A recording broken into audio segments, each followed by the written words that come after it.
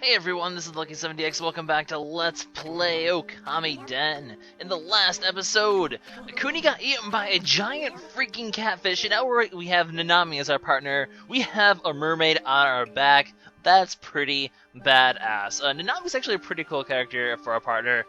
She certainly has her uses. We're going to actually come across one of them quite shortly, like within the next 10 seconds shortly, because we need to get this bead that we saw, like, what, 2 episodes ago?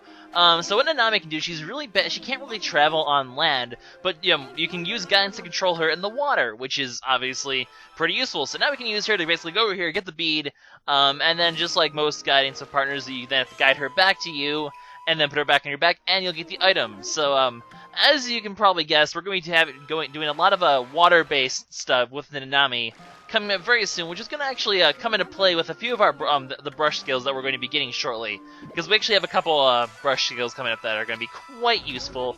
In fact, we'll be getting one of them pretty early on in this episode. But now that we have the bead, it's time actually to head to our next dungeon-esque area, which is over here. This is an area called the Five-Story Pagoda. Pagoda? Is that how you say it? Pagoda, banana, Hukuna Matata, Padoga, Padiga. Something like that. I have no idea what I'm saying right now, but that's okay. It's the Five-Story Pagoda.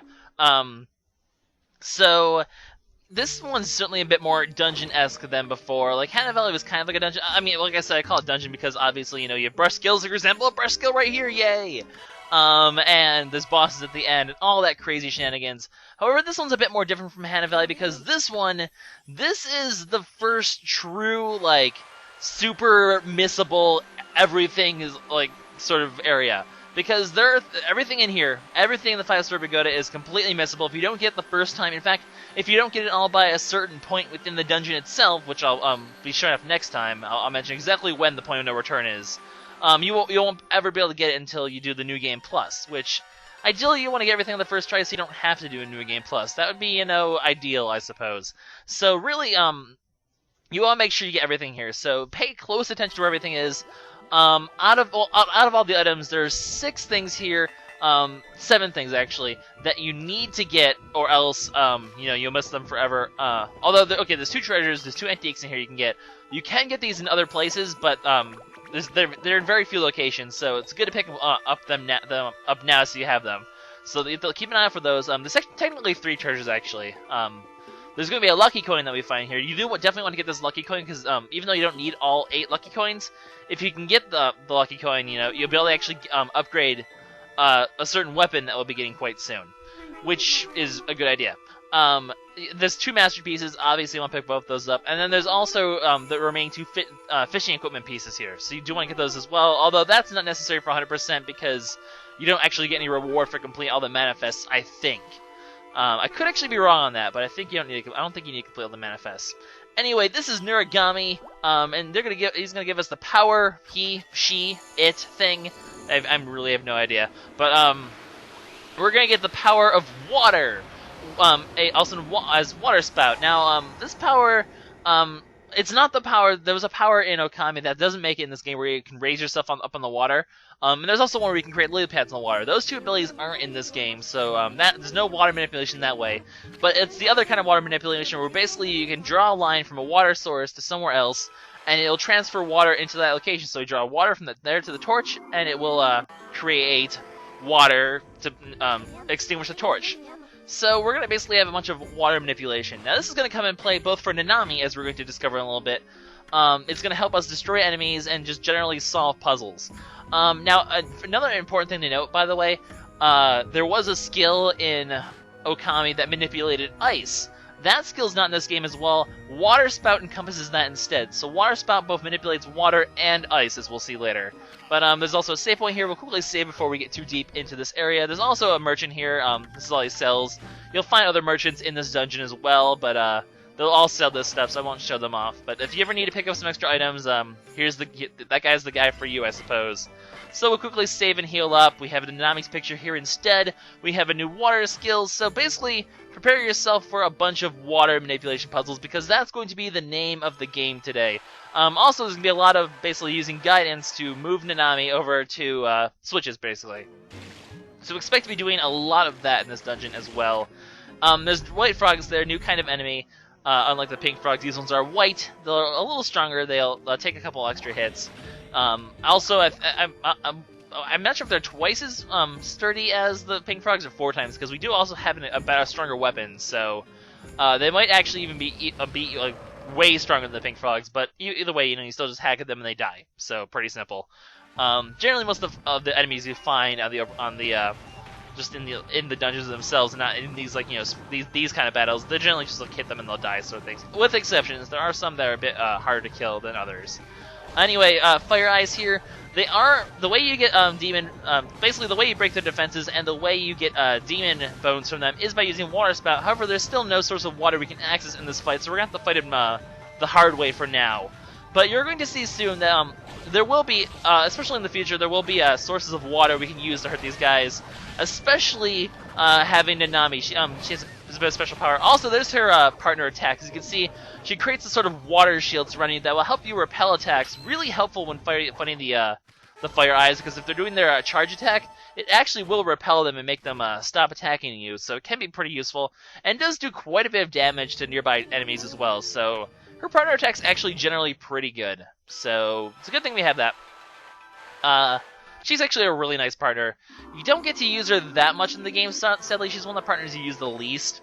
But she's really fun. I like using her, so I'm glad she's around. Nanami, you are actually pretty cool. Let's go ahead and get off here, and we'll have her pick up this treasure for us, because treasures are important. If I remember correctly, this is one of those fishing things. I'm pretty sure it is. I'm just going to quickly kill some of these guys to get myself some health back. There's going to be several new enemies in this area. Well, okay, not several. We're not going to find many many of those actual fight enemies, but there'll be a lot of these new, of the dungeon enemies around. Battles are like the ones where you go into a cursed area and you get into an actual battle area. I'm gonna call dungeon enemies like just the frogs and stuff that wander around. I'm just gonna make that distinction now, I guess. Anyway, so what you can also do is you can transfer water into a new area just to fill up a second place of water. So there you go. This place is now filled with water, and that will solve the puzzle and cause the spikes to go away to progress onward. So just different things you can do with Waterspout. Very handy skill for solving puzzles. We'll be using that plenty of times throughout the game. So we'll be in that, but there's no way to extinguish the torch here. Luckily, it turns out Nanami also has a special power. You can actually access Waterspout directly from her. Now, you can't get enough water from her in order to fill up areas like we just saw previously, but we can get enough to take out torches and to use Waterspout in combat. So as long as you have Nanami with you, you can use Waterspout whenever you want, which is really, really useful. Really nice to have Nanami to be able to use Waterspout. Which is nice, because as you're going to see right now, we have to fight 2 Fire Eyes, which would normally be a humongous pain in the ass, but because we have Nanami, we can instantly stun them whenever they're here just by using Waterspout. So they're both stunned, and now they're just really simple to kill. You just need to keep slashing at them while they're stunned. You can do quite a bit of damage, especially if you get a full partner attack out. And then if he ever gets his fire back up, all you need to do is basically just draw again, and just do another water spouter to stun both of them. So thanks to Nanami, you can take these guys out really easily. Once they go down, make sure as they're dying, you hit them with another water spout from Nanami, and you'll actually get 3 demon bones from them. So basically, we're going to be fighting a ton of Fire Eyes in this dungeon, and you can actually get 3 demon bones from each Fire Eye, which is really nice. You can get a ton of demon bones from this dungeon just from these Fire Eyes, which is great. So we'll be able to have enough of these demon bones to get our next item soon. Although I think you need demon skins for the next item as well. But we'll be getting demon skins soon enough, so don't you worry about that too much. But from doing this fight, we get a left arm. Bit odd, I suppose, but we'll figure out what that's used for quite shortly.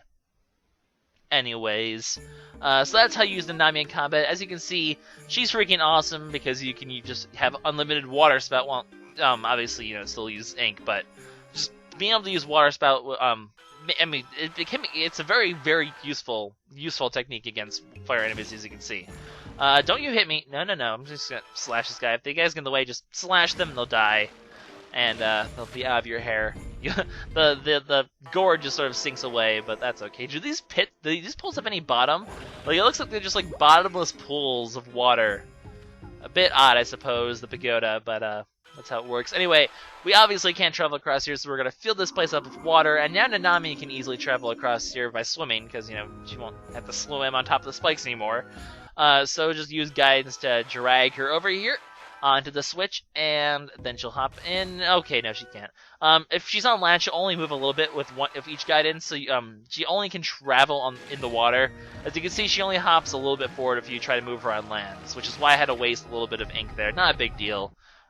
So you don't want to use Nanami on land. She can't go anywhere. She's a mermaid, okay? Cut her a little slack. They obviously need the water. They don't have this thing called legs. Luckily, we have a dog who can walk instead. Nanami, oh, just transporting. Are mermaids allowed to breathe outside the water? I don't know if is that ever been established? Because I know like they are supposed to have gills. I guess they have lungs and gills. Because Nanami seems to have no problem. Either that, or she's just really good at holding her breath or holding her gills. I really don't know what you'd call it. What happens when a fish doesn't try to breathe? What would you call that? I don't know. Anyways, bit of an odd question, but if you bring the water in here, then use Waterspout, you can let Nanami access the switch, which is obviously what we need to do to solve the puzzle. So, it's an interesting dungeon. It's a very interesting dungeon of all the different kinds of puzzles. This is more like what we're going to find with most of the dungeons in this game. Just sort of like puzzles like this using the specific attributes of your different partners. Kuni is pretty generic. The rest of the partners all have their specialties, though, and we're gonna be using more and more of those as we get different partners. So and each partner is gonna have their own dungeon as well for the most. Well, no, they will have their own dungeon. Kuni's was Hana Valley, which is kind of boring. Poor Kuni, he gets the short end of the stick, but that's okay because he's sort of a generic, just standard partner anyway. This one's pretty much Nanami's dungeon, or at least the main one that she gets to access. They're not the only one she'll actually be able to access, but you'll see how that works later. Really, it's hard to qualify dungeons, though, because the whole second half of the game is just really different, so they're not really... Like, the whole dungeon aspect sort of starts to fall apart towards the end of the game. You'll see what I mean when we get there. Anyway, here's one of the 3 new treasures. This is a Buddha carving, because carvings of Buddhas are worth money, and they're also antiques. So definitely worth picking up. Anyway, so we're gonna get a series of these sort of parts where we're locked in. All you need to, the way you get out of here basically is just by defeating a bunch of enemies. So we're just gonna sit here and just sort of take swipes at all these white frogs and just sort of kill them with our super purity reflector, because our powered up item kicks so much ass. I don't know why like these second hits aren't hitting him. Those hits are clearly hitting him. Like that one went perfectly fine. Why weren't the other hits hitting him properly? I don't know. Stupid game. Anyway, there's actually going to be a completely new enemy right up here. Just a little bit of a couple pots if you want to restock on your health. But in here, we're going to have flame boulders. So they're basically like the boulders that we saw back in the Cave of Nagi, but they're on fire, so they do more damage and they're a bit more annoying. But really, all you need to do is just sort of slash them a few times, and they'll be dead, and all will be well with the world. So just keep killing them.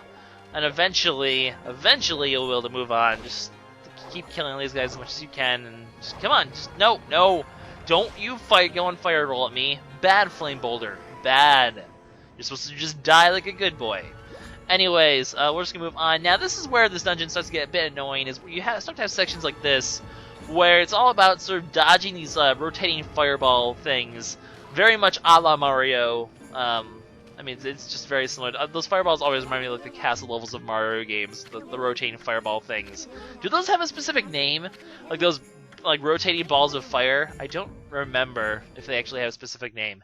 Anyway, we're gonna have to do a multiple guidance thing here, just to give Nanami a way to travel long distances. So you draw one path, and then the annoying thing is you have to sort of dodge this fire while you're drawing the rest of the guidance for her. So, and also the spikes. It's not even only fire. There's also spikes that go up and down periodically. So you have to watch out for those too. Better to hit the spikes though, because the fire does like 3/4 of a whole thing, and the spike only does 1/4. So not a big deal. Then again, I have 6 whole units, so it doesn't really matter if I'm wasting that many solar units. I actually have a bit of bulk now, so I can actually take a bit of hits. And I got caught on fire. As you can see, my health is slowly going down. It will do 3/4 total every time, though, whenever you're caught on fire. As we've seen from the times we fought a Fire Eye. Now, instead of bringing Nanami back here, I'm actually going to bring her over and let her hit the switch while we're already up here. Because there is a switch up here that she needs to hit as well. and that's precisely what we are going to do. So Nanami, go and hit that switch for me, please. Much appreciated. And with that, the door is going to open, and we'll be able to move across further into the dungeon. So this is one, as you can see, this whole area is very much more dungeon-esque than Hannah Valley was. Like, I mean, there's like, you know, puzzles and battles and switches and treasures and all that good stuff that you expect to find in dungeons. So I guess if you want, you could technically consider this the first dungeon. I still consider Hannah Valley just because it does have a technique and a boss. So especially the boss part. That makes me feel like it's more of a sort of dungeon-esque area. Anyway, we got ourselves another arm. Obviously going to be coming into play later. I think by the end of the episode you'll know what we're going to need those for. But if you want, you should head up here first, because you'll find 2 treasures up here that we need to get, including one of the 2 masterpieces we need to get in here, and the remainder of the fishing items. So we now have all the fishing items we can get at this point in the game. Remember, one of them is still down in the Demon Market that we're going to have to get on the second time we go back there, because we will be back there later. We will be back in the Demon Market at some point. If you extinguish the torch, as you can see, nothing happens, so don't bother, I guess. Anyway, so now we're going to head into this next area, or the next battle, I suppose, where we're going to see a new enemy. We're going to get both a Fire Eye and Ice Lips. Now, we don't have the way to destroy Ice Lips. As you can imagine, fire is going to be the way to destroy them. However, we can get water. Like I said, you can manipulate ice using Waterspout in this game. So you can basically use the water spout in order to damage them. So if you don't need Nanami to, if they usually pair the Ice Lips and the Fire Eyes together because they're each other's weakness. Water's weak to fire and fire's weak to water, sort of thing. So you can use either obviously go for the Fire Eye first though, because you can use either the Ice Lips or Nanami herself to destroy this. As you can see, her water attack actually deflects the Ice Lips, which is pretty handy. So we can kill this guy. Just need to quickly draw some water here to get the demon bones from him, because, you know, it's really important. Getting 3 needed demon bones is huge. And now I have to deal with the Ice Lips. Pretty much fight them the same in the ways you fight the Fire Eyes, as soon as we don't have the weakness for it yet. We're not going to get the Fire skill for quite a while. So a bit odd that we're fighting the Fire Eyes. Also, if you get frozen, you'll obviously be immobilized for a while. Eventually, you'll break free. I don't think it does as much damage as the Fire Eyes do. I think it just, instead of doing extra damage, it just sort of immobilizes you instead. Ice tends to just, you know, freeze you for a little bit instead of burning you and doing extra damage, which is good, because these Ice Lips are going to be annoying until we get the technique we need to beat them. Although eventually, we're going to get more advanced techniques that will actually help us be able to damage them regardless of what the other enemies are, or regardless of who our partner is. We'll be able to still do super effective damage to them.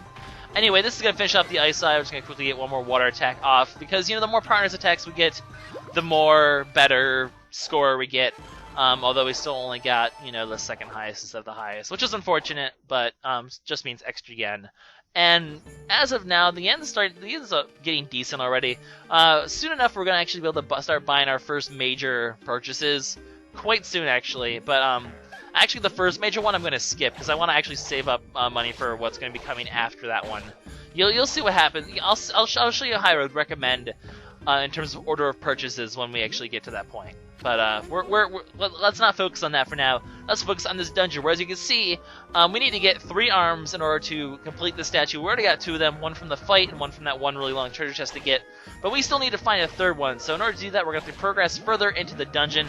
We're actually not going to get the 3rd arm in this episode. Just going to sort of go ahead and spoil that now. That'll be gotten next episode, because there's kind of a good stopping point coming up.